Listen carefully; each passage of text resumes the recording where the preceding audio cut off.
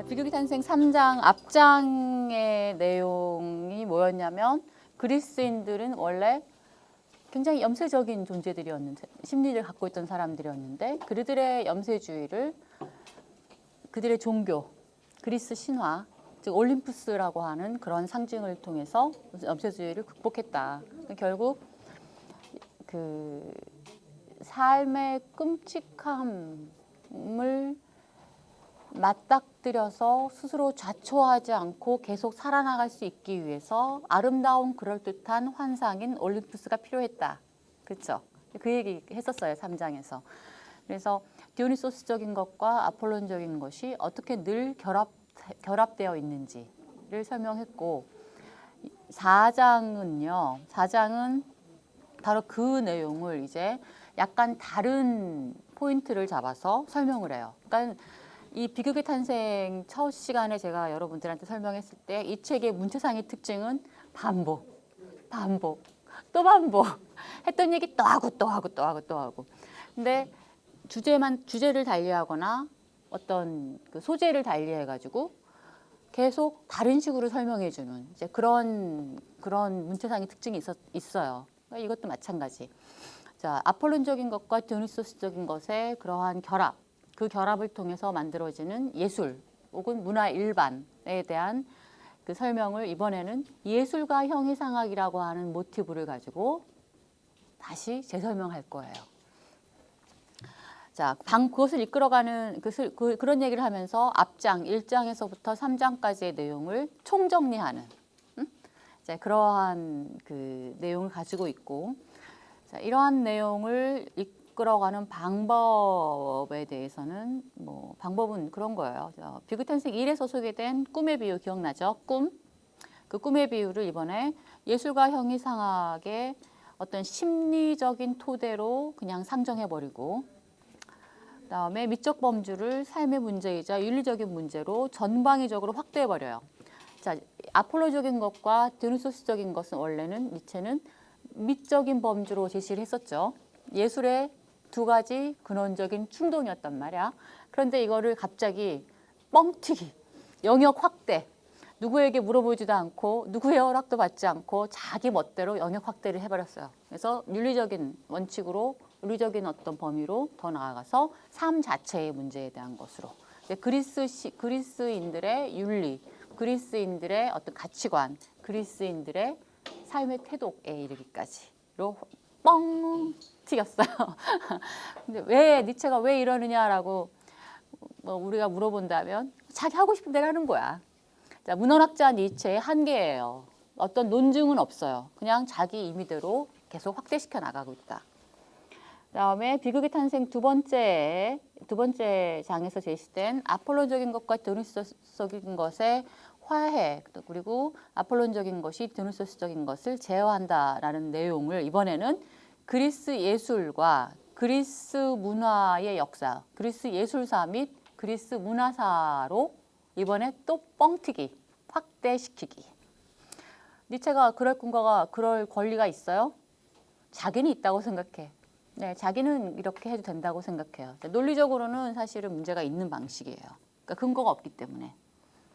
자, 니체의 이런 방식의 이 철학하는 방식을 두고 뭐라고 부르냐면 일종의 철학적 환원주의라고 부릅니다. 자, 어떤 한 가지의 개념이나 한 가지의 방식으로 모든 것을 다 설명하려고 그래. 그러니까는 그 통 하나에 모든 걸 다 쓸어 담는 거예요. 이게 청년 니체의 시기에는 아폴로적인 것과 디오니소스적인 것이라는 이 두 예술 충동을 가지고 모든 것을 다 쓸어 담았어요. 나중에 성숙한 니체한테는 힘의 의지라고 하는 개념이 바로 그 역할을 대신해요. 모든 거를 다 그 속에 쓸어 담아요. 그러니까 일종의 환원주의적인, 철학적 환원주의적인 그런 입장이에요. 그래서 문제도 많이 생겨요. 왜? 설명할 수 없는 것을 설명하려고 하는 어거지 설명들이 나오는 거야. 그렇잖아. 물론 아주 좋은 철학적인 방식, 해명 방식 중에 가장 좋은 방식은 설명의 원리를 최소화하는 것이라고 하는 입장이 있어요. 그게 이제 오컴스 레이저라고 하는 거예요. 일명 오컴의 면도날. 설명의 방식, 설명의 어떤 개념, 설명할 수 있는 개념 것들을 설명의 도구, 방식 이런 것들을 최소화시켜서 아주 간단 명료하게. 그렇게 해서 설명되지 않은 것들은 과감히 쳐버리는, 이건 더 이상 그 철학적 문제가 아니다라고 쳐버리면 돼요. 그런 식의 방식이 좋은 면도 있어요. 사실 니체 같은 경우에 사실 오컴스 레이저의 방식을 취하고 있는 거야. 그런데 그래서 아주 클리어 커트예요. 모든 게 다 그 개념 하나로 설명이 되니까. 그런데 거기에 따르는 부작용이 있겠죠, 당연히. 이건 좀 이상한데? 꼭 이렇게 설명해야 돼? 라고 얘기될 만한 것들이 꼭 나오게 돼요. 이것도 마찬가지. 하지만 니체는 그런 방식을 취하고 있다. 어렸을 때부터 그런 게 좋다고 생각을 한 것 같아요. 얘기 또 왜 나왔냐? 아, 방법. 그래서 이제 뻥뻥 튀겨 계속 확대시킬 거예요. 핵심적인 내용은 A와 D의 연계, 그다음에 연계가 보여주는 그 특징들, 우리가 1장에서 3장까지 했던 바로 그 특징들이 계속해서 이어지고 있다는 거. 자, 시작은 4장 봅시다. 4장 보시면 이제 꿈의 비유 얘기가 다시 등장해요. 자, 꿈을 꾸면서 우리는 매우 즐거워했다고 그래요. 꿈꾸는 게 좋았다며. 니체 입장은 그거였죠. 악몽을 꾸면서도 꿈을 꾸고 있다는 사실에서 오는 쾌감이 있다고 그래요. 또 꿈이 단순히 꿈이다, 즉 가상일 뿐이다라고 인정하면서 거기서 오는 쾌감도 있었어요. 그죠? 아무튼 꿈이라고 하는 현상은 자, 쾌감과 즐거움을 불러일으킨다. 꿈이라고 하는 것 자체, 조용하는 것, 무엇인가를 조용하고 만들어내는 것 자체가 우리에게 즐거움과 쾌감을 준다. 이것을 꿈으로 비유를 한 거죠. 더 나아가서 이제 니체는 뭐라고 얘기를 하냐면 낮의 현실보다 꿈의 세계가 더 중요하고 가치 있다 그래요. 그래서 우리가 꿈을 꾸는 가상의 세계가 낮의 생생한 현실보다 더 중요하고 가치 있다. 4장의 중간 때쯤 보면 그런 얘기가 나와요. 근데 봐봐, 여기서 이제 우리가 제기할 수 있는 한 가지 뭐 일상적인 질문일 수도 있고 철학적 질문일 수도 있고. 봐, 어떤 사람이 12시간 동안 어떤 사람이 거지인데 12시간 동안 자기가 왕이라고 꿈을 꿔요. 자, 왕인 이게 또 다른 사람은 12시간 동안 자기가 거지라고 꿈을 꿔. 왕이 더 행복해요? 거지가 더 행복해요? 누가 더 행복할 것 같아? 거지가? 왜? 꿈을 꾸는 동안에 왕이 되어 있어요. 라고 생각하는 거야, 니체는. 자, 꿈은 가상의 세계는 현실의 세계보다 더 큰 기쁨을 주기 때문에 그 가상을 만드는 것 자체가 기쁜 행위이기 때문에 그래서 낮의 생생한 현실보다 더 중요하고 더 가치 있다. 이게 니체식 아규먼트예요. 근데 나는 생각이 달라. 나는 왕이 더 나을 것 같아. 왜? 나한테 현실이 더 중요하거든. 그렇지 않아요? 사실 현실이 더 중요한 거야. 근데 니체식 아규먼트는 정반대야. 동진이 아규먼트야 지금. 이해됐어요? 오케이. 자, 그 이유, 자, 낮의 현실보다 꿈의 세계가 더 중요하고 가치 있는 이유는 가치 있다고 이제 니체가 평가하는 이유는 가상을 만드는 것의 역할을 강조하고 그 의미를 더 부여하고 싶어 하기 때문에 그래요. 자, 그걸 왜 하려고 그러냐면 이제 예술과 형이상학이라고 하는 니체의 독특한 전무후무한 형이상학적 가설을 우리에게 받아들이게끔 하는 심리적 토대로 그걸 사용하려고. 자, 그 얘기가 80쪽에 쭈루루룩 나와 있는 거예요. 이거는 이제 도입부니까 넘어갈 거예요. 어디서부터 할 거냐면 81쪽. 첫 번째 줄. 자, 가상을 향한 강렬한 열망과 가상에 의한 구원의 열망을 감지하게 되면 될수록 나는 점점 더 다음과 같은 형이상학적 가설을 받아들일 수밖에 없다. 여기서부터. 응? 자, 이러한 가설이란 진정으로 존재하는 근원 일자는 영원히 고통받는 자, 고뇌하는 자가 아니라 고통. 자, 독일어의 라이덴이라고 하는 표현은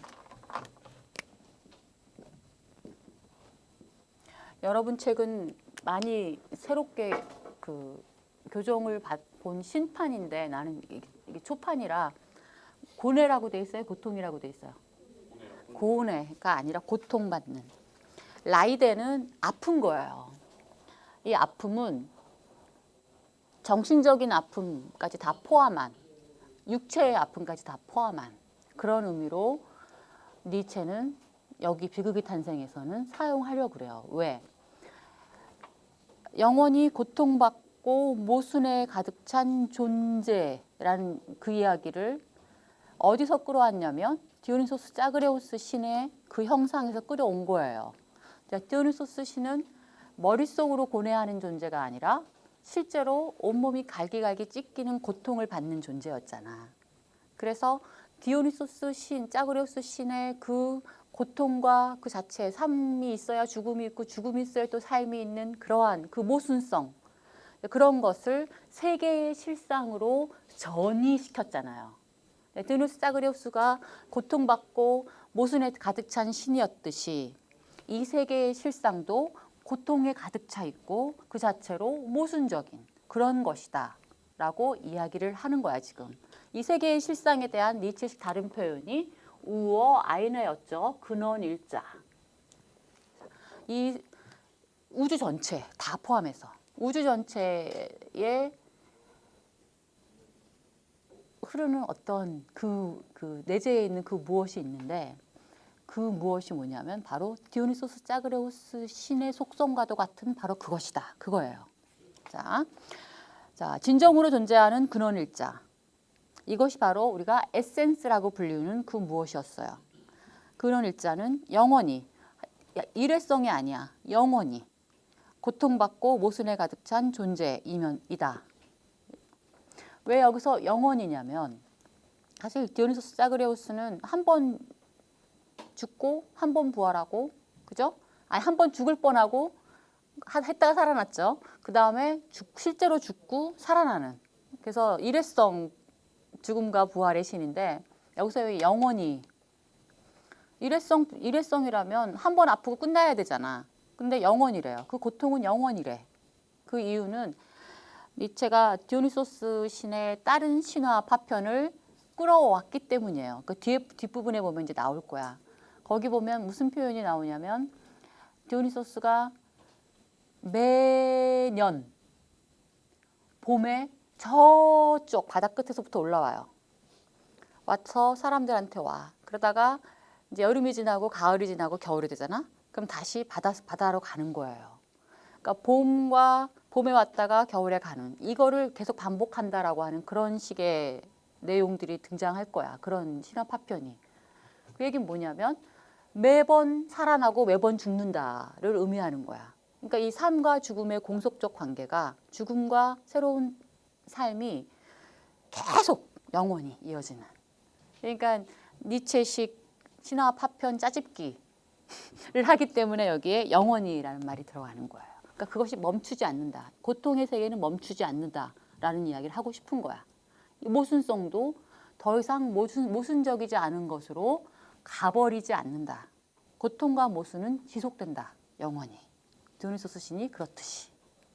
됐지? 여기까지 했어. 그 다음에 바로 이러한 우어 아이네가 고통에 가득 차 있고 모순에 가득 차 있다라는 표현을 우리 디오니소스적이라고 표현했죠. 디오니소스적인 것의 특징이 그거죠. 예. 디오니소스적 우어 아이네 근원 일자가 자신의 지속적인 구원을 위해서 매혹적인 환상이나 즐거운 가상을 필요로 한다. 자, 우어 아이네가 이 고통과 아픔으로부터 좌초되지 않고 그 고통과 아픔을 간직하고 계속 살아나가려면 무언가 그럴듯한 마취성이 뭐가 필요한 거죠. 예. 그럴듯한 그 아픔을 살짝 덮는다든가 살짝 잊게 만들어준다든가 아니면 살짝 없는 것처럼 치부하게 만들어주는 것. 그 고통을 그렇게 해서 잊게 만들어주는 아름다운 가상을 필요로 한다. 그 아름다운 가상이 뭐냐면 바로 우리의 경험 자연세계. 우주 전체의 라고도 얘기해도 돼요. 니체한테는. 자, 우주와 자연의 에센스는 디오니소스적인 거예요. 그 우어 아이네라고 불렀어요. 이 우어 아이네가 자신의 아픔을 치료하기 위해서 이 그럴듯한 자연 세계를 조형해낸다. 그러면서 자기의 아픔을 치료하는. 그래서 이 세계는 디오니소스적 우어 아이네의 아폴론적 조용행위의 산물이에요. 우리 인간도 마찬가지. 우리 인간은 비록 나 혼자서 독립적으로 탄생과 죽음에 이르기까지 나 혼자서 나를 형성하고 있다고 생각하기 쉽지만 실제로는 자연의 근저에 있는 그 힘이 우리를 그 하나의 자기의 아픔을 치료하기 위한 조형물로서 우리를 산출해낸 거예요. 그렇다면 자연은 혹은 더 나아가서 세계는 혹은 더 나아가서 우주는 자기를 스스로 낳는, 분만하는 그런 존재겠죠? 그렇죠? 그렇죠? 이 자연 세계가 우어 아이네와 다른 게 아니잖아, 사실은. 자, 자연은 자기 스스로를 분만하는 그 어떤 창조자 역할을 해요. 동시에 자연 세계 자체가 자연의 산물이기도 해요. 그래서 이 세계는 스스로 분만하는 예술 작품이라는 표현이 등장하는 거예요. 어쨌든 디오니소스적인 우어 아이네가 아폴론적 조형 행위를 합니다. 이 조형 행위에 대한 다른 명칭이 아폴론적 예술 활동 혹은 예술 행위. 이게 예술과 형이상학의 기본적인 아이디어예요. 자, 1번 보시면 영원히 고통받고 모순적인 근원일자는 자신의 구원을 위해 매혹적인 환상이나 즐거운 가상을 필요로 한다. 그래서 우리의 삶과 세계는 오로지 미적 현상으로서만 정당화된다. 만일에 아폴로적 이런 산출 행위를 하지 않는다면 어떻게 그 의미를 어디서 그 의미를 확보받을 수가 있겠어요? 안 된다는 거죠. 자, 이 이야기는 곧 근원일자라고 하는 것은 자기 구원 행위를 하는 그런 존재, 동시에 자기 치료를 하는 그런 존재다. 자, 이런 디오니소스적 근원일자의 자기 구원 및 자기 치료 행위를 하는 이유는 뭐야? 실레노스적 쇼펜하우어적 염세주의를 극복하기 위해서 아까 처음에 설명했었어요. 통과. 그런데 이제 어디로 가냐면 82쪽 중간쯤 보시면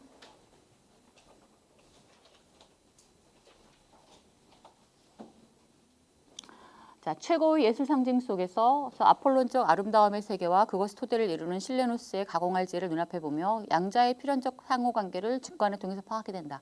자, 1장에서 3장까지 나왔던 내용을 다시 한번 이 구원의 형이상학, 우어 아이네의 자기 치료, 자기 구원 행위에 대한 이야기. 자, 그런데 여기서 아폴로는 우리에게 또다시 개별화의 원리의 신격화로서 나타난다. 무슨 이야기야? 그 우어 아이네의 자기 구원 행위인 이 세계를 만들어내는 것은 결국은 개별적인 어떤 것을 만들어내는 것이지 디오니소스적 상태를 다시 표현하거나 하는 것은 아니라는 거예요. 자, 아폴론적인 것 기억나시죠? 개별화의 원리. 이것과 저것이 혼용되지 않고 개체로서 존립하게 만들어주는 원리. 그래서 백승형은 동진이가 아니다 라고 우리가 얘기할 수 있는 것은 백승형을 빚어내는 힘과 동진이를 빚어내는 힘이 이미 아폴론적이기 때문에 그래요. 그치? 네. 그런 이야기. 자, 그래서 자기 치료, 자기 구원 행위를 얘기하는 예술가 형이상학은 결국은 이 세계를 아폴론적인 힘의 소산으로 이야기하고자 하는 거예요. 자, 그 얘기. 개별화의 원리 안에서만 근원일자는 목표를 영원히 성취하는 바, 가상을 통해 자신을 구원하는 것이다. 이제 디오니소스적인 근원일자가 다시 한번 이야기하지만 디오니소스적인 예술을 통해서는 자기 구원 행위를 할 수가 없어요. 디오니소스적인 근원을자는 아폴로적 예술 행위를 통해서만 자기의 고통을 잊는다는 거예요. 왜? 왜? 아폴론적인 것과 디오니소스적인 것이 두 가지 예술 충동이 늘 서로 같이 손잡고 온갖 종류의 예술과 문화를 만들어낸다라고 하는 좁은 의미의 예술론을 세계 전체로 확대한 거죠. 지금. 세계는 그 안에 우어 아이네가 있음으로 해서 세계 자체는 예술가예요. 세계 예술가. 이렇게 얘기해도 되나? 그죠? 디오니소스적 세계 예술가. 그런데 디오니소스적 세계 예술가가 만들어낸 이 우주 전체, 우리가 경험하는 자연 전체는 아폴로적인 예술 작품. 그래서 자연과 세계는 스스로를 분만하는 예술 작품. 됐어요?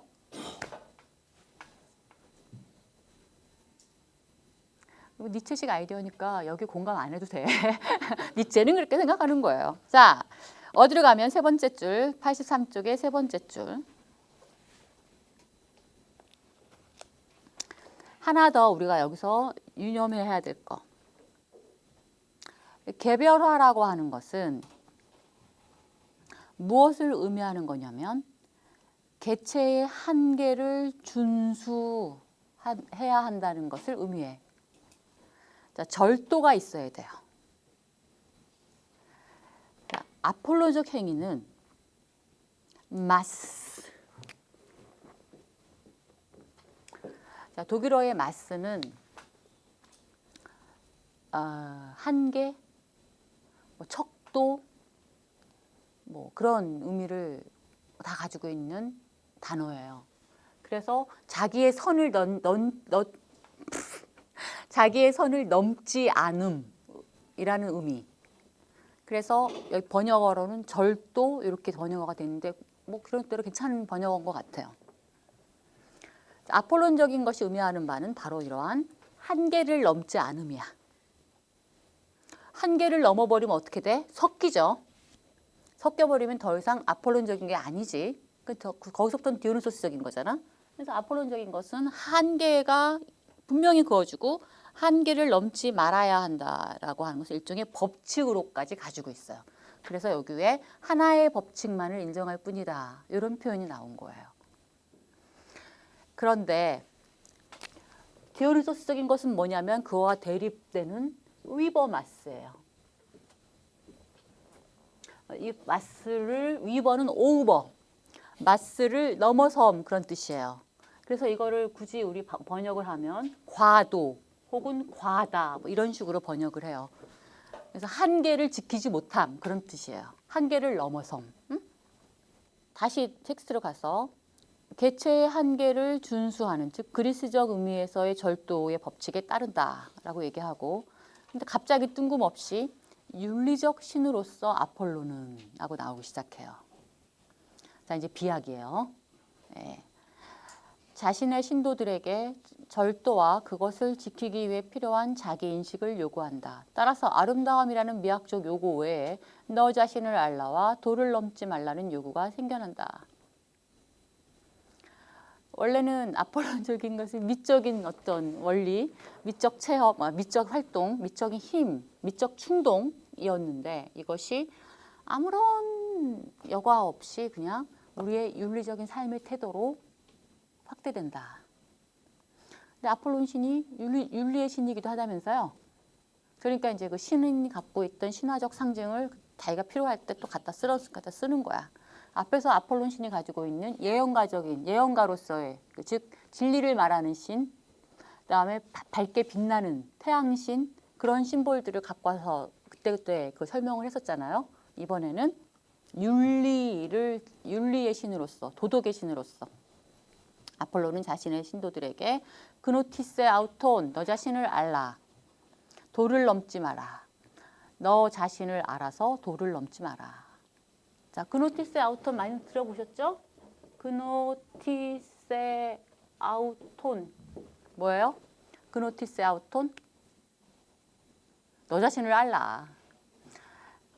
예.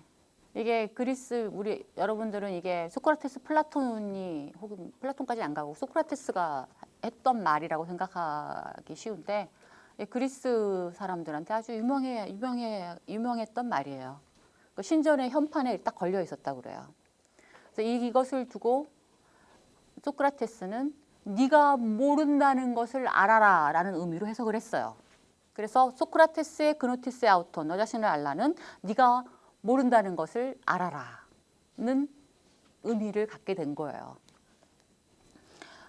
자, 네가 아무튼 너 자신을 알게 되면 네가 무엇을 할 수 있고 할 수 없고 네가 어떤 존재인지를 아는 거니까 그래서 네가 넘을 수 있는 한계를 넘지 말아라. 그래서 도를 넘지 마라. 너의 모든 것, 너의 말과 행위와 실천 모든 거에서 그래서 윤리적 지평으로 이제 아폴로적인 법칙이 확대가 됐네요. 네. 정리해 보자면 85쪽에 밑에서 네 번째 줄 내가 왜 이렇게 자꾸만 넘어가냐면 굳이 안 읽어도 스토리가 쉽기 때문에 중요한 것만 찍고 가요. 안 그러면 우리 책 반도 못 나가기 때문에. 자, 정리해보자면 디오니소스적인 것과 아폴론적인 것은 항상 새롭게 잇따라 탄생하면서 서로를 고양시켜 가면서까지 우리 했어요. 응? 그리고 그리스 본질을 지배해 왔다까지는 반만 얘기했어요. 앞에서 그리스 본질을 지배해 왔다라는 내용이 한번 나왔어. 어떤 형태로? 그리스인의 심리. 응? 그리스인의 심리. 디오니소스적인 그런 특징이 아폴론적인 것을 요청했다. 라는 그런 장면을 통해서 이 그리스 본질에 대해서 반쪽 설명을 했어. 이제 나머지 반쪽을 어떻게 설명할 거냐면 87쪽에 다섯 번째 줄 보시면 네 개의 커다란 예술적 단계로 우리 그리스 예술과 그리스 문화가 구분된다라는 표현이 나올 거예요. 자, 그리스인의 심리뿐만 아니라 이제 그리스 문화와 그리스 예술 전체가 이 두 개의 서로가 서로를 필요로 하는 서로 일종의 해결식 그러한 관계를 맺으면서 표출된다. 자, 이걸 뭐라 그러지? 갑자기 잊어버렸다. 자료. 그 자료 3번 밑에서 6번째 줄쯤 보면 3번 보세요. 자, 호메로스 이전에 티탄들의 시대가 있었고 그러니까 니체가 생각하는 이 문화의 발전 전개 과정이에요. 그 다음에 호메로스 시대가 등장해요. 그 다음에 디오니소스적 시대가 등장하고 도리스 시대가 나와요. 그 다음에 마지막으로 아티카 비극의 시대가 등장합니다. 이게 이제 예술사적 관점 혹은 문화사적인 그런 전개 방식이에요. 자, 호메로스 이전의 티탄들의 시대를 니체는 디오니소스적인 힘이 강했던 시대로 그렇게 규정하는 거예요. 자, 디오니소스적 힘이 나왔어. 아주 강하게. 그러면 어떻게 돼? 거기에 상응하는 아폴론적인 힘도 강하게 등장하겠죠. 어떻게? 호메로스의 시대로 대변되면서. 그래서 아폴론적 힘이 강하게 뚫고 나왔어. 그러니까 이번에 또 이것에 대한 안티테제로서 디오니소스적인 힘이 더욱더 강해지겠죠. 그게 바로 디오니소스적 시대. 그 다음에 다시 아폴론적인 힘이 더 강해지는 도리스 시대까지 이렇게 전개되어 온다는 거예요. 이게 왜 이렇게 전개돼? 어떤 근거로? 나한테 묻지 마. 니체가 이렇게 보는 거야. 니체식 규정이에요, 이게 지금. 근데 이 규정을 어디서 뺏긴 건 아니고 어디서 아이디어를 얻었냐면은 여기 인간의 황금 시대, 은희 시대, 청동 시대, 그다음에 영웅 시대, 그다음에 뭐 등등등등 하는 이거 헤시오도스가 구분했던 인간의 역사 있잖아요. 그걸 보고서 아이디어를 얻은 거야. 아, 이걸 한번 활용해서 이렇게 한번 설명해 보자. 그래서 이렇게 설명을 합니다. 아폴론적인 것과 디오니소스적인 것의 일종의 해결식의 서로에게 관계 맺는 그런 방식으로 그리스 문화와 예술은 이어져 왔다. 그런데 재밌는 건 제일 마지막 보세요. 제일 마지막을 이제 뭐라고 얘기하냐면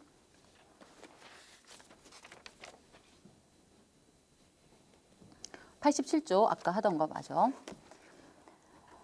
자, 4개의 커다란 예술적 단계로 구분되지만 우리 얘기 금방 했죠. 우리가 위에서 말한 마지막 단계, 즉 도리스 예술의 단계를 예술 충동들의 정점이자 목적으로 간주하지 않을 경우 자기는 간주하지 않겠다는 거예요. 자, 도리스 예술 아시죠? 우리 도리스 예술의 대표적인 건축물이 뭐가 있지? 파르테논 신전 같은 거? 예. 이렇게 해갖고 그런 거. 자, 간주하지 않을 경우 자기는 간주하지 않겠다. 우리는 계속해서 생성과 활동의 최후의 계획이 무엇인지를 묻지 않을 수 없다. 자기가 간주하지 않으니까 최종 목표가 따로 있을 것이다 라고 상정하는 거야 지금. 자, 그래야 여기서 아폴론과 디오니소스란 두 예술 충동의 공통의 목표로서 아티카 비극과 극형식의 주신창가에 높이 기려지고 숭고한 예술 작품이 우리들의 시야에 등장하게 된다. 뭐야? 마지막 최종 목적지는 어디야? 아티카 비극. 근데 그 옆에 주신창가 어쩌고저쩌고 나오죠. 자, 이 이야기는 뒷장에서 나올 거야. 아티카 비극의 시원은 디오니소스 축제에서 행해진 사티로스 극이에요. 자, 사티로스 극이라고 하는 것, 사티로스 지난 시간 설명했어요. 사티로스들이 실제로 등장하는 게 아니라 사티로스처럼 분장을 하고 사티로스처럼 춤을 춰 같이 어울려서. 그래서 사티로스 극이라고 불려요. 이 사티로스 극의 내용은 뭐냐면 디오니소스 신에 대한 찬송이에요. 오, 디오니소스요. 당신은 엄청나게 대단한 사람이 아니지. 신이에요. 당신이 없으면 어쩌고저쩌고 막 이렇게 송가. 디오니소스 송가. 디오니소스 송가를 독일어로 디트람부스라고 불러요. 그래서 디오니소스 디트람부스. 이 얘기는 디오니소스 송가예요. 여기서 극형식의 주신창가. 여기서 주신창가 나오죠. 주신창가. 네. 이게 디오니소스 디트람보스에 대한 한국식 표현인데 주신창가 여기서 주가 술주자겠지? 그러면 예. 그러니까 이거 이렇게 어렵게 쓰지 말고 그냥 디오니소스 찬가 이렇게 송가 이렇게 이해하시면 돼요. 그러니까 결국 아티카 비극이 최종 목적지고 아티카 비극은 디오니소스 축제, 디오니소스 송가, 디오니소스 디트람부스에서 비롯된 거니까 두 개를 병렬시켜 놓은 거예요. 그런데 재밌는 건 여기서 오랜 투쟁 끝에 성취되는 두 충동의 신비로운 결혼이란 이런 표현이 나왔어요. 마지막 단계는 더 이상 대립과 갈등이 일어나지 않아. 대립과 갈등의 끝이야. 온 거야. 둘이 화해를 했어요. 화해를. 더 이상 안 싸워. 그래서 한데 뭉쳤어. 그거 자체가 싸움일 수도 있는데. 어쨌든 그렇대요. 자, 니체의 생각에 그리스 문화의 최고봉은 그리스 비극이에요. 그리스 비극의 몰락과 함께 그리스 문화도 몰락해요. 그리스 정신도 몰락. 소크라테스주의 그 이후에 그때 그리스 비극을 몰락시킨 주범 역할을 했던 게 사실은 소크라테스주의인데 소크라테스주의로 대변되는 BC 5세기 이후에 그 찬란한 그리스 문화는 니체가 보기엔 별로 찬란하지 않은 문화예요. 진짜 찬란한 문화는 소크라테스가 등장하기 이전에 아티카 비극이 지배하던 시대의 문화가 최고의 문화예요. 니체의 눈에는 그런 시각적 차이가 있어요. 소크라테스, 플라톤이 들으면 아주 기함을 할 얘기지만 뭐 자기가 그렇게 보겠다는데. 자, 두 충동의 신비로운 결혼은 이러한 자기 자식의 모습으로 나타나면서 영광으로 장식되었다. 그러한 자식은 안티고네이면서 동시에 카산드라이기도 하다. 아이고, 아주 재밌는 표현이 나왔네요. 자, 카산드라는 누구예요? 아우, 또 봐. 아무튼 그 여사제, 걔가 카산드라야. 이 카산드라는 예언의 능력을 갖고 있어요. 그런데 뭘 잘못해가지고 분명히 100% 백발백중 예언녀야. 그런데 아무도 이 예언녀의 말을 귀담아 듣지 않는 그런 운명을 아무튼 그런 카산드라가 이제 어디서 나오냐면 그 아이스킬로스의 오레스테야 3부작에 등장을 해요. 그래서 아가멤논이 그 3부작 중에 아가멤논이라는 작품이 있어요. 그 작품에서 아가멤논 주인공 아가멤논이 이제 트로이 전쟁에서 승리한 다음에 자기 집으로 가잖아. 그때 이 카산드라를 포로로 데리고 와요. 근데 이 카산드라는 자기가 꿈에서 보니까 자기 미래가 보이는 거야. 자기가 그리스로 가면 아가멤논도 죽고 자기도 죽고 뭐 온 사방이 다 잔혹한 피해 장소가 될 거라는 게 꿈에서 보였어. 그래서 안 가려고 그래. 근데 막 그래도 계속 끌고 가는 거야. 그래서 아가멤논한테 경고해요. 당신 가면 죽어요. 나도 죽어요. 온 세상이 피바다가 될 거예요. 근데도 아무도 이 사람 말이 이 사람을 듣지 않으니까 가갖고 결국은 피바다로 이루어져서 끝나는. 이제 그게 이제 기본 스토리예요. 카산드라는 거기에 등장하는 존재. 자, 누구요? 안티고네. 안티고네는 누구야? 안티고네. 웨디푸스 딸? 웨디푸스 딸. 차마 자기 오레비들의 시신이 길거리에 널려 있는 걸 못 보겠어서 그 시신을 걷어갖고 묻어줘요. 그래서 신들의 분노를 사요. 예. 그래서 나중에 죽임을 당해요. 얘도. 근데 이런 이야기 소재가 이제 소포클레스의 그 안티고네라고 하는 작품이 있어요. 카산드라는 오레스테의 3부작에 나오는 그 주인공, 그러니까 아이스킬로스. 안티고네는 소포클레스의 웨디푸스 왕에 등장하는 여자 주인공. 그런데 여기서 자, 그러한 자식은 안티고네이면서 동시에 카산드라. 도대체 이 의미가 도대체 뭐냐? 니체가 뭘 의도하고 이거 썼을까? 알겠는 사람.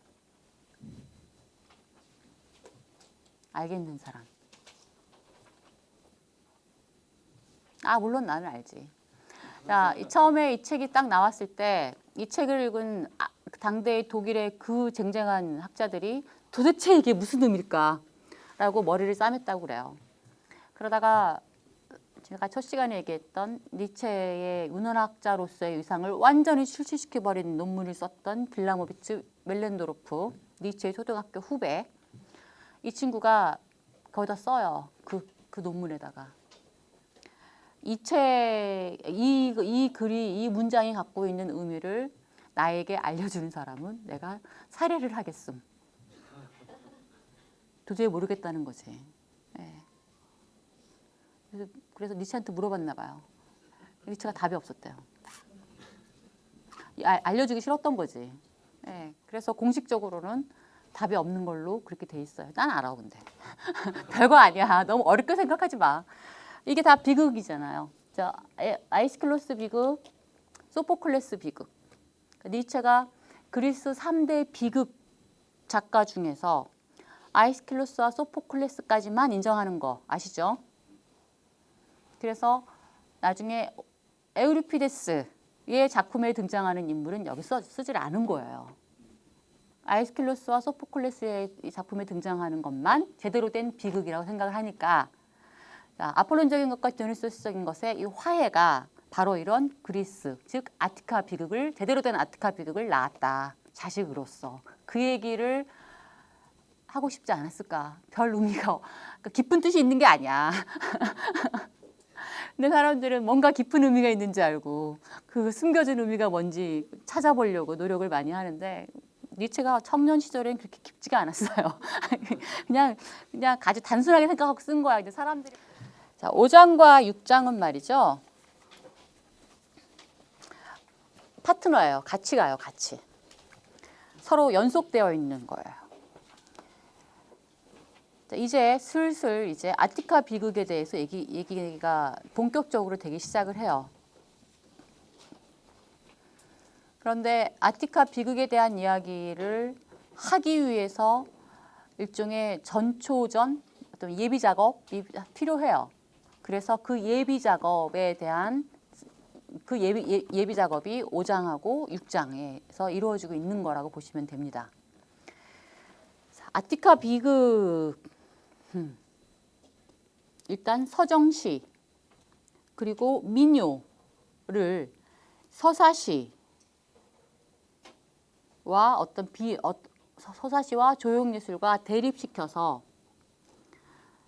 그 중에서 서정시와 민요가 어떻게 비극이라고 하는 그 형식 속으로 들어가는지, 즉 비극이 서정시를 어떻게 해서 그 비극 안에 포함시켰는지를 히스토리적으로 고찰한 거라기보다는 추론적 고찰을 한 거예요. 그러니까 서정시가 뭔지 알죠? 개인의 어떤 그 심상, 주관적인 심상을 보여주는. 그런데 니체는 서정시를 단순히 주관성의 표출이라고만 보지는 않습니다. 아티카 비극에서 보여지는 서정시들은 개인의 격정이나 개인의 심상을 표출해 놓은 것으로 보기에는 너무 다른 그 무엇이라고 니체는 보는 거예요. 자, 그 이야기를 우리가 이해하려면 서정시라는 걸 한번 들어보세요. 비극에서 표출되는 서정시. 자, 그냥 한 토막만 읽을게요. 오 제우스 왕이시여, 그리고 위대한 영광을 얻게 해주신 그대의 자애로운 밤이여.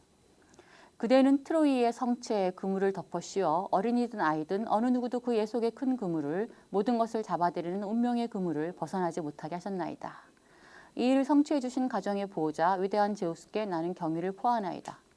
그분께서는 알렉산드로스를 향하여 오래전부터 활을 당기시되 화살이 관역에 미치지 못하거나 별 너머로 헛되이 날지 않게 하셨음이네. 그들이 무사히 고향에 돌아오려면 갔던 거리만큼 되돌아와야 하니까요. 신들의 노여움을 사지 않고 군대가 돌아온다면 갑작스레 새로운 재앙이 덮치지 않는 한 죽은 자들의 원한도 풀릴 수 있으련만, 뭐 등등등등등등. 이렇게 비극은, 그리스 아티카 비극은 니체가 규정하는 서정시적인 형식과 내용을 가지고 있다. 그다음 도대체 서정시가 뭐냐라는 이야기를 해야 되겠죠. 자, 그 얘기를 하기 전에 이제 우리 이 자료 텍스트를 가봅시다. 헉! 하나 빼먹었네. 사장을 끝마치기 전에 한번 생각해볼 문제가 하나 있었는데. 좀 기다려. 여기 다시 돌아가자. 사장 마지막으로. 자, 5장, 6장은 이제 비극론의 전초 예비 단계. 그래서 아티카 비극 혹은 디오니소스 디트람부스의 문학적 맹화가 아르킬로코스의 서정시와 민요 관인에서 나온 거다, 이런 얘기를 해요. 아르킬로코스라고 하는 사람은 BC 7세기의 시인이에요. 처음 들어봤죠? 나도 처음 들어봤어요. 난 니체 전에 이런 사람이 있는지도 몰랐어. 이 사람 작품을 읽어본 적도 없어요. 왜냐? 우리 주변에서 구할 수가 없어. 아르킬로코스가 이제 디트람보스에 대해서 서양의 문헌상으로 최초의 언급을 했다고 그래요. 서양의 문헌에 기록된 디트람보스에 대한 최초의 언급. 뭐라고 얘기를 했냐면, 나는 술을 마시면 디오니소스 디트람보스를 지휘할 수 있다, 뭐 이렇게 얘기를 했다고 그래요. 그래서 처음 나왔다고 그럽니다. 자기는 술을 마시면 디오니소스 축제에서 벌어지는 그 디트람보스를 지휘할 수 있다. 자, 민요를 문학에 도입한 사람이기도 하대요. 나 자세히는 몰라, 이 사람에 대해서. 니체도 자세히는 설명 안 하니까. 자, 이 사람이 중요한 게 아니라 지금 민요라고 하는 것과 이 서정시라고 하는 것이 갖고 있는 아티카 비극에서의 역할이 중요한 거예요. 자, 비극은요, 아티카 비극은 아이스킬로스 소포클레스를 보시면 알겠지만 굉장히 특이한 드라마예요. 우리 현대의 햄릿, 뭐 오델로 이런 거 생각하시면 안 돼요. 자, 그리스 비극의 처음으로 한 씬에 두 사람이 등장하게 된 게 비로소 아이스킬로스에서부터였어요. 우리는 한 씬에 뭐 어떨 때는 뭐 수십 명씩 막 나오잖아요. 굉장히 구성이 플롯이 복잡하잖아요. 그런데 그리스 비극에 한 사람이 나왔었어요. 아이스킬로스 이전에는. 그러다가 아이스킬로스부터 두 사람까지 허용이 됐어. 처음으로. 그러면 그게 무슨 드라마야? 비극은 드라마잖아요. 드라마. 드라마라면 뭔가 이 사건이 진행이 되고 뭐 그 왔다 갔다 하는 게 뭐가 있어야지. 액션들도 좀 있어야지. 그게 극이지. 그래서 그 나머지 역할을 누가 하냐면 코러스가 하는 거예요. 코러스 합창단. 일명 비극 합창단이라고 부르는. 그래서 한 씬에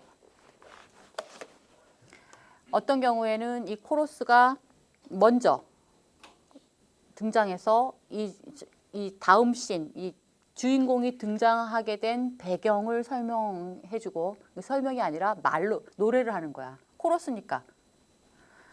뭐 15명에서 20명 정도의 코러스가 와가지고 같이 합창을 하는 거예요. 그래서 이제 뭐 예를 들어 아가멤논이다 등장할 거다 그러면 아가멤논이 지금 어떤 상태에 있는지 아나요? 막 이러면서 이제 같이 그러면 근데 그렇게 해서 쫙 그 배경을 설명을 해줘. 그리고 이건 신의 뜻이었어요. 이런 식의 그러니까 그게 왜 신이 그런 의미를 그런 행위를 했고 아가멤논이 그런 운명에 처하게 되는지를 설명을 해주는. 자 그렇게 시작을 하기도 하고 어떤 경우에는 등장인물이 먼저 등장해서 또 막 혼자서 막 독백을 해. 그러면 그 독백을 받아치는 거야 합창이. 그래서 대화 상자다가 돼요. 그래서 독백을 이제 아가멤논이 와갖고 힘들어 죽겠어. 난 왜 이렇게 살아야 하지? 그러면 이쪽에서 그걸 몰라요. 그거는 신의 뜻이었어요. 라고 노래를 해주는 거예요. 그러니까 한 장면에 끼껏 등장하는 게 배우 두 사람, 그리고 코러스. 코러스가 맡은 역할이 굉장히 중요해져요. 그래서 모든 것을 거의 다 표현해 주는 거야.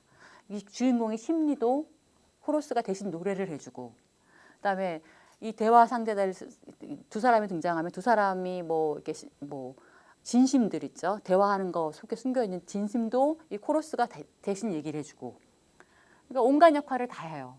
그래서 그리스 비극은 중심이 코러스예요. 합창. 현대판 드라마가 아니야. 자, 등장인물이 한 씬에서 세 사람으로 한 사람이 더 추가된 건 소포클레스에 의해서였어요. 아이스클로스 비극에서는 그 어떤 것도 막론하고 한 씬에 두 사람 이상 나오지 못해. 플러스 합창단.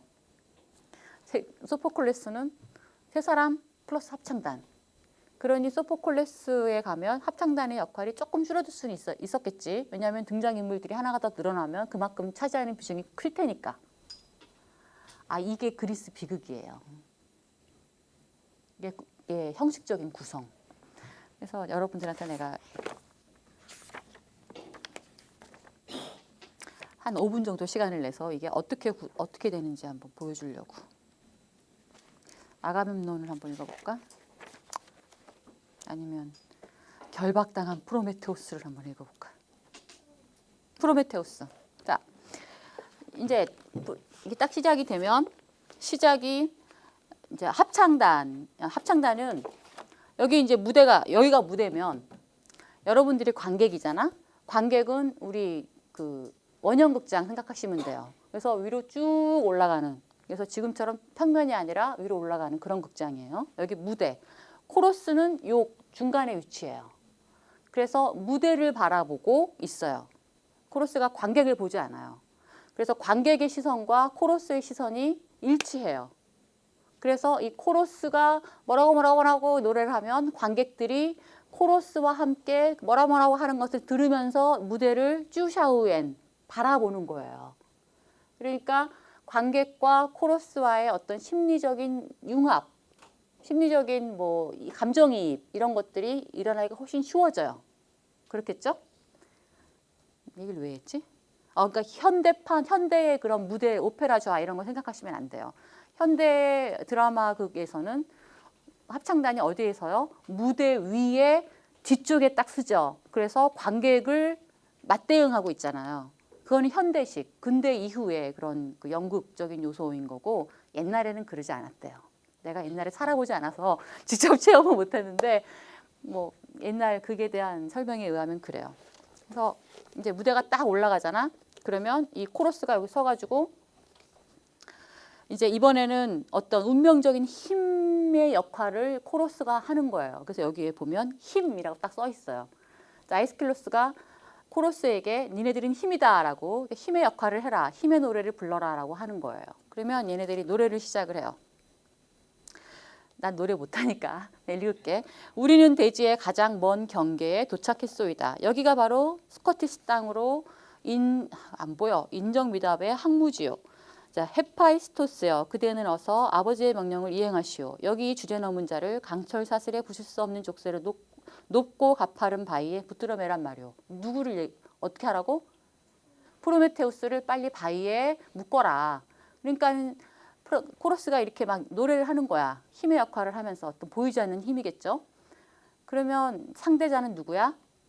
지금 헤파이스토스죠. 헤파이스토스와 이 코러스 사이에 그러한 왔다 갔다 하는 거야. 그러니까 이제 헤파이스토스가 얘기를 하는 거야. 힘과 폭력이여, 그대들은 제우스의 명령을 완수했으니 더 이상 할 일이 없소이다. 하지만 나는 차마 내 친척 신을 폭풍 몰아치는 암벽에 강제로 붙들어맬 용기가 나지 않는구려. 일종의 노래와 이 뭐지? 대사 사이에 주고받는. 그러고 나서 이제 그 헤파이스토스가 계속 그 사람은 내 친척인데 내가 어떻게 친척을 죽일 수가 있어? 막 고뇌하는 거야. 그러니까 또 힘이 뭐라 그러냐면 왜 자꾸 그대는 꿈을 대며 쓸데없는 동정을 보이는 건가요? 이거 노래로 하는 거예요. 네가 노래를 만들어 볼래? 난 노래 도저히 못하겠어. 그대는 왜 신들에게 미움받는 신을 미워하지 않는 것이에요. 그자는 그대의 특권을 인간들에게 내주지 않았던가요? 뮤지컬 생각하시면 돼요. 그렇게. 그러니까 헤파이스토스가 친족 관계라는 것이 그만큼 강력한 것이네. 이렇게 얘기해요. 그래서 왔다 갔다. 그래서 이제 쭉 그렇게 막 고민하고 이 합창단이 하는 그 역할은 계속해서 이 헤파이스토스를 회유하고 신들의 뜻에 복종하라고 얘기하는 그런 내용들. 헤파이스토스는 계속 고민하는 그런 내용으로 한 씬이 끝나요. 자, 그 다음 씬. 이번에는 프로메테우스가 등장을 해요. 프로메테우스가 등장해서 짜자자자자자 이제 노래를 시작합니다. 노래가 아니라 이제 대사를 치는 거야. 오 고귀한 대기여, 날랜 날개에 잘 안 보여.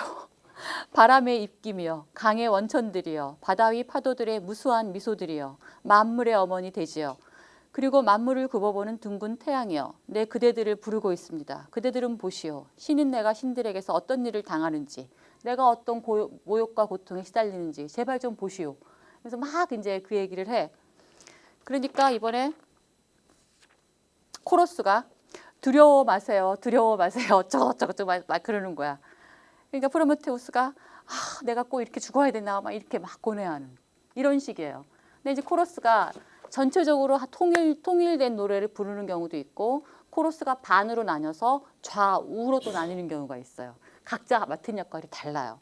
그래서 뒤에 보면 코러스 좌, 코러스 우 이렇게 딱 써 있어. 코러스 좌는 특정한 A라는 역할을 하고 코러스 우는 또 다른 역할을 하는 거야.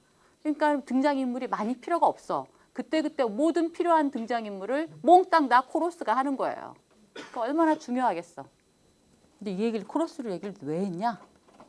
내가 뭐 하다가 이런 얘기했지? 이 코러스가 중심이 되는 아티카 비극. 그 코러스의 노래들, 그리고 그것이 가장 서정시라고 우리가 부를 만한 그런 형태를 취하고 있다는 거예요. 그리고 이 대화들도, 이 주인공이 하는 여러 그 독백들도 다 서사시라기보다는 서정시 같은 것들.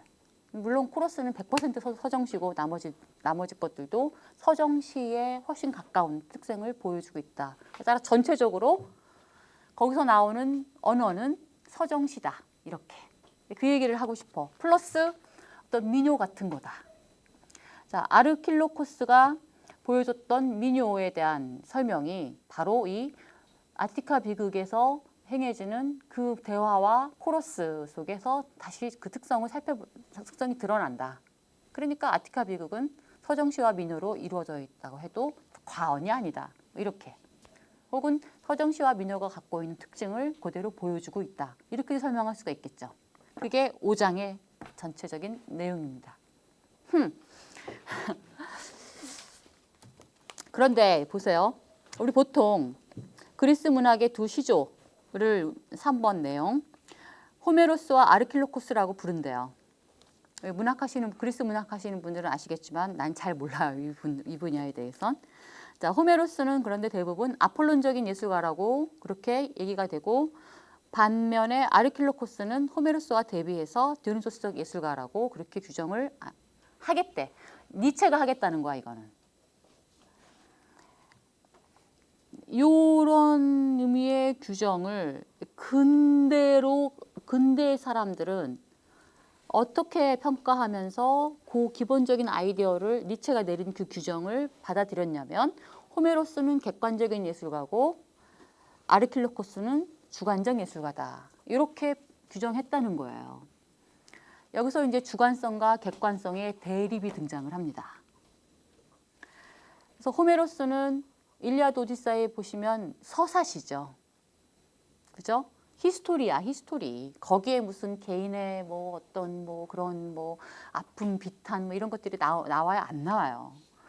반면에 아르킬로코스는 그런 것들을 얘기하는 이 그리스 비극처럼 나는 왜 이럴까요? 뭐 이런 얘기를 하는 사람이었다는 거지. 그래서 근대의 미적 범죄에 의하면 주관적 예술, 객관적 예술 뭐 이런 식의 범주로 표현이 된다는 거지. 그런데 여기서 주관과 객관을 대립시킬 때 주관성을 어떻게 이해하고 있었냐면 근대 사람들은 이렇게 이해하고 있었다는 게 니체의 평가입니다.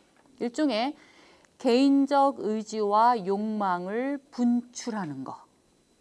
개개인의 사적인 자아의 욕망과 자기가 무엇을 원하는지 혹은 자기의 현재 상태가 어떤지 그 감상의 표출이었다는 거야. 그래서 거기에다 대고 주관적이라고 불렀대요. 그러니까 근대적인 의미의 그런 주관성과 객관성의 그러한 대립 그런 건 더 이상 유효하지 않은 거죠. 자, 주체가 예술가인 한 그는 이미 자신의 개인 의지로부터 해방되어 있으며 진실로 존재하는 주체는 가상 속에서 자신을 구원하는 것을 자축하는 것을 돕는 매체다. 이렇게 표현합니다. 책 텍스트 보면 그렇게 나와 있을 거예요. 개인의 개별적인 욕망, 개인의 개별적인 관심 그런 거는 없어. 왜? 나는 디오니소스적 근원일자의 예술 작품이에요. 내가. 아까 설명했죠. 그러니까 나의 의지는 이미 근원일자의 의지로부터 분리시킬 수 없는 거란 말이지. 자, 이렇게 얘기할 수 있는 근거가 있어요. 자, 그 근거가 서정시에 대한 고찰로부터 나옵니다. 서정시라고 하는 것은 근원일자의 고통 및 모순 상태와 나와의 혼연일체를 보여주는 그 어떤 것. 자, 그것은 음악적으로 이런 나와의 혼연일체를 음악적으로 표출해낸 것이다. 여기서 음악적인 것은 리듬이에요. 리드미컬하게 표출해낸 것이다. 라고 이해하시면 돼요. 서정시는 리듬이 있죠. 운율이 있잖아요. 운율이. 그죠? 자, 서정시라고 하는 것은 나의 개인의 사적인 나만의 어떤 고통, 나만의 고민을 혹은 나만의 행복을 표출하는 게 아니라 나만의 내적 심상을 표출하는 게 아니라 나의 내재에 있는 나를 통해서 보여주는 세계 자체의 모습을 리드미컬하게 보여주는 거다. 이런 뜻. 응? 그래서 리듬으로서의 음악은 서정시의 기원이라고도 얘기할 수가 있다. 뭐 이런 얘기. 자, 나의 주관성이라고 하는 것은 사실상 포기된 거나 마찬가지죠. 나는 내가 더 이상 아닌 것. 나는 나지만 더 이상 내가 아닌. 또 희한한 표현 맛이 나왔다. 나를 통해서 근원일자가 자기를 표현해 주는 거니까 비록 나는 나지만 나는 내가 더 이상 아닌. 무슨 선문답 같죠? 네. 근데 무슨 뜻인지는 알겠죠? 서정시는 바로 나인 듯 나가 내가 아닌 그런 나를 리드미컬하게 표현해 주는 게 바로 서정시다. 그거예요.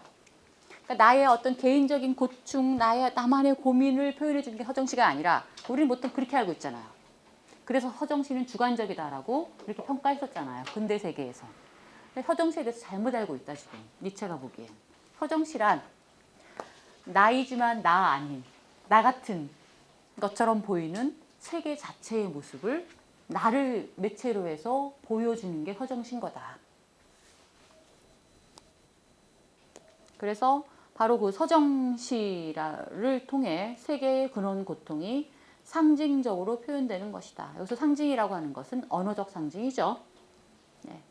리듬을 가지고 있지만 시가 시인 안에서 언어를 또 매개를 할 수밖에 없잖아요. 그래서 리듬과 언어적 형상의 플러스 합일이다. 서정시. 아폴론적인 것과 디오니소스적인 것의 합일. 됐어요? 자, 이러한 서정시가 디오니소스 디트람부스, 즉 사티리스 극처럼 이렇게 막 극에서 표출되고 있다는 거예요. 여기에 비극에서 아까 내가 읽었던 것들은 다 하나의 서정시라는 거야. 왜? 그 비극 주인공을 통해서 혹은 코러스를 통해서 세계의 실상이 그대로 표출되고 있는 거기 때문에 리드미컬하게 됐어. 자, 그래서 서정 시인의 나는 존재의 심연으로부터 울려나오는 것이다. 근대미학에 말하는 서정 시인의 주관성이란 한갓 착각에 지나지 않는다라는 니체의 단언이 나옵니다. 텍스트에 있는 거 옮겨 적은 거예요. 자, 음악은 형상이나 개념을 필요로 하지 않고 그것이 옆에 있는 것을 참고 있다가 말할 정도로 서정 시인은 음악 정신에 의존해 있다. 서정 시인은 형상, 개념적 형상보다는 리듬이라고 하는 음악적 요소가 더 중요하다. 서정 시에는 그런 이야기.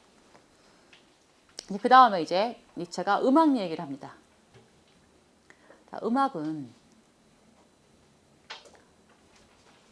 굉장히 유명한 말이 있는데 음악이 없는 삶은 불가능할 것이다. 이런 식의 표현이 있는데 니체가 한 유명한 말이에요. 음악 없는 삶은 불가능한 삶이다. 뭐 대충 그런 것 같아. 그것처럼 니체의 음악은 굉장히 중요해요. 왜 중요하냐? 쇼펜하우어적인 생각을 니체가 하고 있기 때문이에요. 자, 쇼펜하우어는 뭐라고 얘기했냐면 음악은 다른 예술보다 훨씬 월등하게 뛰어난 거라고 그랬어요. 모든 예술이 인간에게 그 고통스러운 현실을 잊게 해주는 역할을 하지만, 그래서 일종의 치료저의 역할을 하지만, 쇼펜하우어도 그렇게 봐요. 하지만 그것은 일시적인 거예요. 어쨌든 간에 일시적이지만 치료저 역할을 해요. 그런데 그 모든 예술이 다 똑같이 그 역할을 하는 게 아니야. 음악이 훨씬 그 역할을 잘해. 그렇게 음악이 그 역할을 잘할 수 있는 이유는 특정한 이념을 개입시키지도 않고 현상세계에 의존하지도 않는 의지의 직접적 표출이기 때문이다. 무슨 말인지 알겠어요? 다른 조형예술은 특정한 아이디어에 의존해요. 자, 건축 예를 들면 건축 보세요. 건축이라고 하는 것은 그 건축을 통해서 표현하고 싶은 아이디어가 있어요. 이념이 있어요. 그렇죠? 고딕 양식은 무엇을 표현해주고 싶어요? 예를 들면 고딕 양식의 그 건축물, 신에 올라가고 싶어하는 인간의 열망. 그래서 신적인 세계라고 하는 이념을 표출해주는 거예요. 그것처럼 건축을 비롯한 조형예술은 특정한 아이디어에 따라서 건축되고 그것을 표출하려고 한대요. 그런데 음악만큼은 그런 게 없다는 거야. 음악은 존재의 심연에서 나오는 것을 그냥 음악적 천재가 받아 적은 거야. 우리 모차르트 기억나시죠? 모차르트가 머릿속에서 막 왔다 갔다 하는 거를 받아 적기 바빴잖아. 그게 특정한 무엇을 표출해 주려고, 무엇을 표현해 주려고 그 음악적 심상이 떠오르는 게 아니잖아요. 이념하고 무관하게 그냥 떠오르. 어디서 떠올라? 의지의 직접적 표출, 세계 의지의 직접적 표출이래요. 쇼펜하우어는 그렇게 봐요. 그것을 일반인들은 알 수가 없어. 천재들만 알 수가 있어요. 네, 일반인들은 절대 경험할 수 없는 그런. 니체도 비슷하게 생각을 해요. 음악이라고 하는 것은 자, 근원일자의 심장부에 존재하는 근원 모순과 근원 고통에 상징적으로 관계하고 있으며 모든 현상들 위에 있고 모든 현상들 앞에 있는 어떤 영역을 상징한다. 어떤 영역? 디오니소스적 영역. 근원일자의 영역을 보여주는 것이다. 나한테 음악이 어떻게 그게 가능하냐고 묻지 마세요. 나도 몰라. 난 음악적 천재가 아니니까 이해 안 가 이거. 하지만 음악은 그렇대요.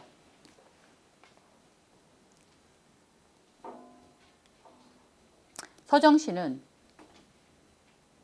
바로 이런 음악에 가까운 문학 형식인 거예요. 혹은 문학적으로 표출된 음악 정신이다. 뭐 이렇게까지도 얘기할 수가 있겠어요. 자, 우리 또 다른 예 하나를 보시면 민요라는 게 있어요. 자, 민요라는 것도 서정시랑 비슷하게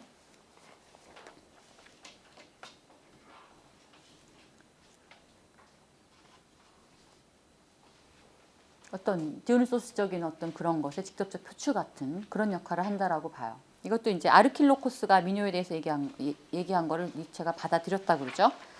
자, 디오니소스적 조류를 민요의 기초이자 전제로 고찰해야만 한다라는 표현이 나왔었어요.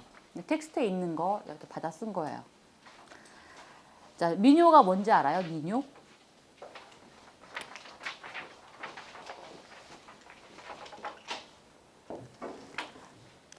일반 민중들이 부르는 노래예요. 자, 우리나라의 민요는 뭐가 있냐면 뭐 가장 가까운 역사에서 보면 아리랑이 있어요. 그죠? 고려 시대에는 뭐 청산별곡, 가시리, 뭐 동동 기억나? 우리 고등학교 때 배운 거? 뭐 1월에는 어쩌고 하고 쭉 얘기하고 동동 그래서 끝나는 예 그거 전체적으로 13개 연으로 되어 있었나 아마 그랬던 것 같은데. 가시리 청산별곡 최근에 윤룡이 나르샤에서 나왔던 봤어요? 윤룡이 나르샤의 그 이방지가 아주 처연하게 불렀던 바로 그 노래. 그게 원래는 가실인데 청산별곡 그 모티브 따갖고 갖고 섞어놨다면서요. 가실이 있고 뭐 어쩌고저쩌고 날 버리고 어쩌고저쩌고 그거 하고 뭐 어쩌고 그런 거. 그게 민요예요. 민요는 어떻게 생겨나요? 처음에 가사가 먼저 생겨나지 않았다고 그래요. 가사가 먼저 만들어지고 거기에 음을 붙인 게 아니라 음이 먼저 나온 거야. 그래서 그냥 흥얼거린 거예요. 그래서 운율이 먼저 나왔어. 그러다가 사람들 사이에 전파되면서 거기에 특정 지역에서는 거기에 이런 가사를 붙이고 특정 지역에서는 거기에 다른 가사를 붙이고 이런 식으로 해서 이렇게 퍼져나가는. 그래서 우리가 아리랑이 같은 아주 비슷한 운율이고 같은 운율도 있지만 비슷한 운율로 갖고 있지만 운율이란다. 이거 뭐라 그러지? 음을 갖고 있지만 이쪽 지역의 아리랑과 저쪽 지역의 아리랑은 약간 가사가 달라요. 그리고 약간 그 곡의 변형도 있고 편곡이 좀 됐죠. 하지만 기본적인 누구나 다 들어도 아 저건 아리랑이네라는 게 있어. 기본적인 이게 있는 거야 음이 그죠? 이게 먼저 생겨났다는 거예요. 민요의 시작은 음이다. 음악. 거기에 플러스 가사. 멜로디가 먼저 생겼다라고 니체가 딱 집었네요. 이렇게 얘기한 사람이 아르킬로스예요. 니체가 그걸 받아들인 거예요. 서정시도 마찬가지로 멜로디가 먼저 생겼고 거기에 가사가 추가된 거야. 가사는 언어죠. 언어. 거기에는 개념도 있어요. 그렇죠? 뭐 동사도 있고 형용사도 있지만 각각의 것들이 다 언어는 기본적으로 아폴로적인 거예요. 왜? 디스크라이브하고 서로 커뮤니케이션 해야 되기 때문에 정확하게 그것을 그것으로서 규정하고 들어가는 게 언어예요. 그죠? 하지만 멜로디는 디오니소스적인 거예요. 게베라의 원리가 깨져 있는. 우리 첫 시간에 얘기했던 바로 그거. 그러니까 민요는 기본적으로 뭐야? 디오니소스적 음악, 디오니소스적 예술인 거예요. 서정시도 마찬가지. 아이고, 자 가사는 멜로디를 모방하는 것에 불과하다. 라고까지 얘기할 정도로 민요에서 멜로디는 중요하다. 밑에 음악은 형상이나 개념을 필요로 하지 않고 그것이 옆에 있는 것을 참고 있다 말할 정도로 아까 했는데 이거 또 했네. 어쨌든 민요에서도 이런 일이 일어난다. 그런데 민요나 서정시나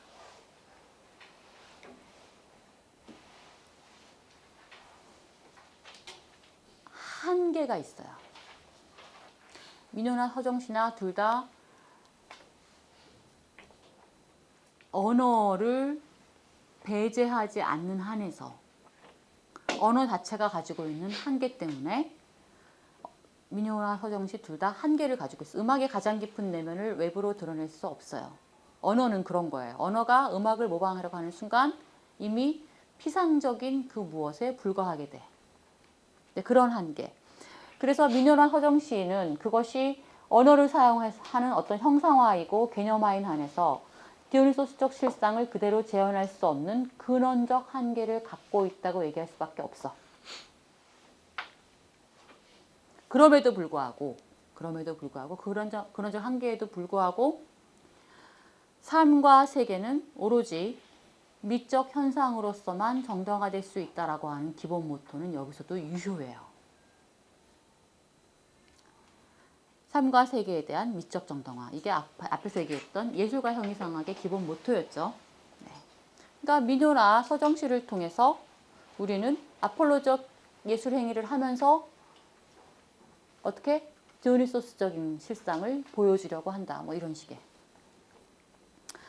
자, 여기까지만 하면 되고요. 뒤에 마지막에 우리 5장에서 보면 잠깐 읽지 않고 넘어간 부분인데 이런 사실에 대한 체험. 자, 인간 예술가는 예술의 진정한 주체가 아니라 매체일 뿐이지만 세계 예술가의 예술적 투영이자 예술작품이다라고 하는 이러한 사실에 대한 체험은 오로지 천재만이 할 수 있다는 표현이 나올 거예요. 일반적인 사람들은 잘 이해가 안 간대요. 그러니까 우리가 이해하기 어려운 것도 당연해요. 체험 안 해봤기 때문에 몰라요. 자, 여기까지 이제 서정시와 민요에 대한 이야기 했어요. 자, 아티카 비극은 이런 서정시와 민요적인 요소가 그 안에 흘러 들어간 것이다 라는 이야기를 하고 싶은 거야.